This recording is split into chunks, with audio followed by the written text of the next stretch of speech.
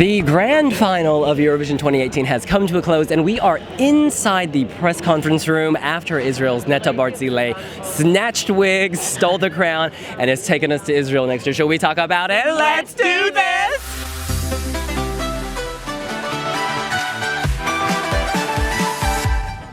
Wow, people continue to talk even as we shout, well done. In any case, Austria, the surprise winner of the jury vote. First thoughts on that? Cesar is a great guy. I was surprised at the song doing so well because to me it sounds like a hymn, but love the guy, so I'm so excited for him. To be in full honesty, after the jury show, which I was at in the stadium last night, I asked my friend who's in Britain to place a bet on my behalf for Austria to come in last place. So I thought he was off last night. I thought he was on pitchy, and I'm baffled by him winning the jury. I really am. The top two jury results, him coming in first and Sweden coming in second, turned out to have nothing to do with the televote results whatsoever. I think it's going to raise a lot of questions about what the point of the jury is going forward, honestly. Amazing staging, very sleek. I am surprised. They clearly respect the voice, the finish, the polish. And the radio friendliness, I think, is a really big part of that song. Very gospel, very now well done. It was very strange, I thought, because Cyprus beforehand, it was one of my top three favourites. It was one of my top three favourites before the contest, but then once we'd seen every other song, Cyprus, while it was like there or thereabouts, I never saw it as a winner, and I never even saw it as a top three. So I'm really struggling to see how it did so well with the juries. Like it's a nice song, but it's not a Eurovision winner, and it was very strange because everybody kind of nobody. You're talking about Austria, right? Yes. Okay, sorry. Because nobody had kind of any issues with Austria, but there was a very muted reaction to him doing so well with the juries because people were coming less and less enthusiastic, and it's not because they don't like the song. It's just that it seemed odd. Yeah, but it did build suspense. We go to the televote, which Netta won over Cyprus. You guys, it was a battle of the dance divas. I think on first impact, first impression, Israel is perhaps more wow. But for me, over time, it becomes less wow. And I think Cyprus keeps the wow, maybe because it's more generic. Because it's more generic. Cyprus is a more generic song, so it gets stuck in your ear. They were both worthy dance queens, bringing very different products. Both had traditional edges to it. I'm so exhausted, actually, because it's been such a long 2 weeks. And we were moving so much to both of those songs, my head hurts. In any case, I'm sure that Israel's going to do a great job hosting. Well done, Netta, pre-contest favorite, who lived up to the hype. She's not a Francesco Gabbani. She was one of my favorites coming into this. I really loved the whole empowerment theme that I saw emerging in both she and Eleni. But I was really sad to not see Eleni win because Eleni was my second pick and Germany was obviously my first. Nonetheless, I've loved Netta since I first heard the song, and good on Israel. I remember my reaction when I first saw the 30-second snippet they released of the music video, and I lost all control of my Eurovision fan self. I went nuts. I loved it so much. And so people, almost everybody, 95% of people watching tonight have never seen any of these songs before. And you have to remember that immediacy. And Cyprus flew up in our estimations because the performance was so captivating. But it started from a much flatter place. And it's the question of whether viewers value the song and the uniqueness or the performance. As a performer on stage, the best is Eleni. And she's the better performer, the better song, the more unique song, I think has to go to Israel. And if it's a song contest, then she deserves that win. Oh, and I just want to point out quickly, the Israeli jury and the Cypriot jury both blanked each other, which, come on, guys, really? You can't say that either of the other songs did not deserve to be in your top 10. Yeah, it's becoming a recurring theme, unfortunately, because we had the same with the favourites last year. But I was kind of shell-shocked after the result because I loved Netta beforehand, but then I fell so deeply in love with Eleni and Fuego and the whole package that, like, you'll probably see it in the reaction video, I didn't know what to say, and like I felt nearly disappointed and sad that Fuego hadn't made it up to the podium and won it all. But at the same time, like, Eleni should be very proud. She's gotten Cyprus' best ever result, because I don't think Cyprus have ever even pushed for gold, and she brought them so close. She took them higher. On fire. Fuego. Because it was so I felt so sorry for her. Well, Netta would have been with the same case, but when it went to the two of them and it was just the two of them in the press room, and whoever came second with the televote was second. We knew that whoever got first with the televote had it won.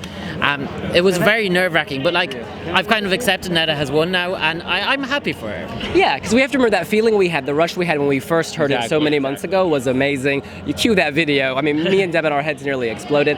I feel both of them had had to deal with so much. Netta's had this stress for so many months of being the favorite, and then Eleni has come from nowhere to be the favorite all week in many ways, and so the stress has been immense for both of them, and they've handled it beautifully. Final thoughts on any of the other countries before we wrap this up? I wonder if Netta's giving away the lucky cats because they worked for her. And Mikhail Schulte, I love you. I love your song. I love the message, and I really would have loved to have seen you win. My biggest questions are about the jury, because the jury was just out of touch with the public. I think there's going to be a lot of talk about it as we examine the split. We look at the semifinals, all those things. Personal disappointment for Hungary. I thought Hungary deserved better. They came pretty low in the table, and that was going to be a divisive song either way. There's a lot to break down. You still got to pour over the sheets and see everything. But overall, biggest takeaway is the jury had nothing to do with the televote, and that's a problem. Got a shout out to my girl Suri from the UK. Yes. You did a great job continuing to sing, continuing to slay. She's incredible. When some crazy ass man jumped on stage and tried to snatch her mic. It's like a bad movie. But her choreography is like, he took the mic and she just snatched it back and kept going. It was like, it almost, I'm sure it was not planned. It was not an inside job. But it worked so well. She had this triumphant comeback, the song about resilience. Yeah. She's punching the air. She's fighting through it. And she realized how well she handled it and didn't take the opportunity to re-perform, which she was given the option to by the EBU, which I thought was the right play. Because she didn't come last, did she? No, she did not. Portugal came last, I believe.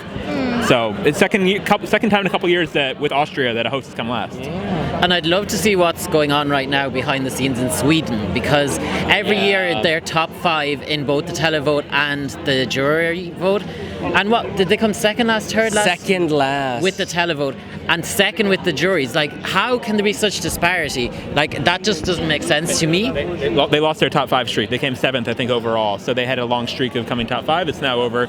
I mean, it wasn't the best year of Melody Festival, and I'm not thinking it's a big surprise that he didn't come top 5, I don't think.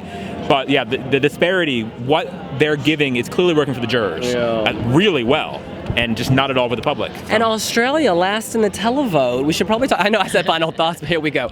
Australia last in the televote. I mean, the second year, isn't it? The last year with because Austria got 0 in the televote last year. Yeah, Australia got 2. Like, I'm not surprised Australia did poorly in the televote. I didn't think they were going to be last place because, like, Jessica has a good song, but she just wasn't vocally on point today. And maybe the UK benefited that they didn't come last because people rallied behind Suri and they felt sympathy towards her, because she did do better than I think a lot of people were expecting, and that probably worked to Australia's detriment. And the UK and Australia, they probably have similar allies, and their votes went Suri's way. I should say on the bottom of the table is very strong. I think Portugal came last, let me double check, with 39 points, which is an incredibly high last place score. Yeah. I mean, that would get you in 17th some years. So there was a strong, nothing too crappy floating to the bottom of this final. We're Almaya overall. Spain. Almaya, sorry. We literally just left the rooms. Almaya came 23rd. Oh my God. With 61 points though. So again, it's not a horrible score, 61 points. So Suzanne, thoughts from they're a sweet couple. I wish them well. I'd like to go back to Australia for a moment though. Yeah. So, the first time I listened to the song, I really didn't like it. But the more I listened to it, I loved Jessica's energy, and the song really grew on me. So I'm wondering if the televote was kind of like mine was, where we're not really sure about this song because they saw it for the first time. But what I didn't understand through all of the rehearsals is there was really a lack of consistency, and she kept ad-libbing and throwing different things in, and every time I heard her, I was a little thrown off because there was something that was just a little different going on there. What country I haven't mentioned yet, top 5 finish for Italy. I did not see coming remotely. That performance does nothing for me. And they did better with the televoting public than they did with the jury. Third in televote. I don't understand that. Also, the Ireland hype train, which had been rolling really fast in the last couple of days, they were up to 3rd, and the odds they finished right side of the table. Yeah. It just shows how the money people put down on betting can impact where the odds are. That's all the odds are, is a reflection of what money's coming in. So it was the Chinese banning Ireland's gay performance, leading people to bet, or rather leading newspapers to cover it, then leading people to bet. Y'all gotta be careful following those odds. Yeah, and we saw it even during the show that people at home didn't realize that jury points were done yesterday, so then they thought that Suri would get a huge bounce in sympathy. Right up to number 6, I think, today. 4 on Ladbrokes at one point. It was crazy.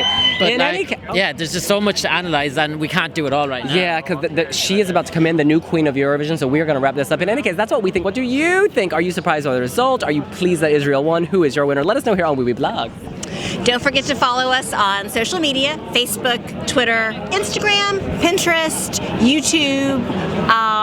What else? Be sure to follow us subscribe on YouTube and hit the bell for the notification, as I've done in getting every video in all my wee days. And you have to do that because Eurovision doesn't stop. Eurovision is a lifestyle. It's not just for one night. Yes, honey. And give us a like, or maybe a dislike, but just let us know how you feel. Use a thumb.